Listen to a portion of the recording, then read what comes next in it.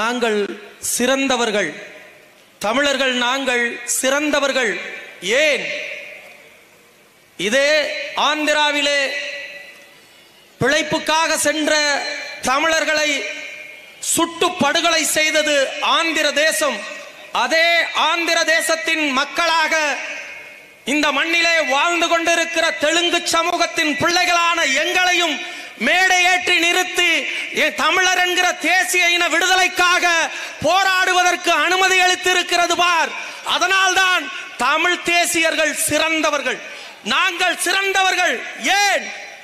காவிரியிலே எங்களுக்கு தண்ணீர் தராத போதும் தர்மபுரியில் இருந்து கத்தரிக்காவும் வெள்ளரிக்காவும் வெங்காயமும் தக்காளியும் கர்நாடகனுக்கு தருகிறோமே. நாங்கள் சிறந்தவர்கள், தமிழ் தேசியர்கள் நாங்கள் சிறந்தவர்கள் என்பதை உணர்த்துவதற்காகத்தான் தமிழ் தேசிய இனத்தின் தலைவன், எங்கள் உயிர் தலைவன் அண்ணன் சீமான் அவர்கள் எங்கள் பெருமாவீரன் அதியமான் அரசாண்ட மண்ணிலே தமிழர் என்கிற தேசிய இனத்திற்காக உரிமை கேட்டு வந்திருக்கிறார். சிந்திச்சு பாருங்க, எதுவும் கிடையாது நமக்குன்னு, எல்லாத்தையும் முடிச்சுட்டான்.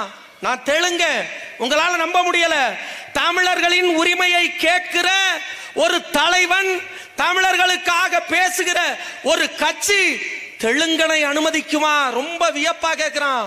సత్యమే నేను చెప్పాను, ನಾನು తెలుగోడే.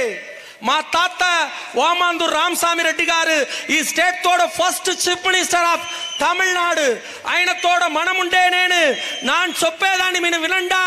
நான் తెలుగోడే ఉంటేను తమిళ దేశీయத்திற்காக ఈ మంటలే ఉండే అంత ఉరిమగలుకాన మాట్లాడేదానికి నాకు ఒక పార్టీ ఉరిమ ఇస్తుందంటే అది నామ్ తమిళర్ పార్టీ దాని. ఇక్కడ ఉండే తెలుగోళ్ళు ఎక్కువ ఉండేరేసి నాకు తెలుసు. வணக்கத்திற்கும் போற்றுதலுக்கும் உரிய தகடூரில் வாழ்கிற தமிழ் சொந்தங்களே, நீங்கள் உறுதி எடுத்துக் கொள்ளுங்கள். உங்கள் முன்னால் பேசிக்கொண்டிருக்கிற நான் தமிழ்நாட்டின் முதலமைச்சர் ஓமாந்தூர் ராமசாமி ரெட்டியாருடைய பேரன்.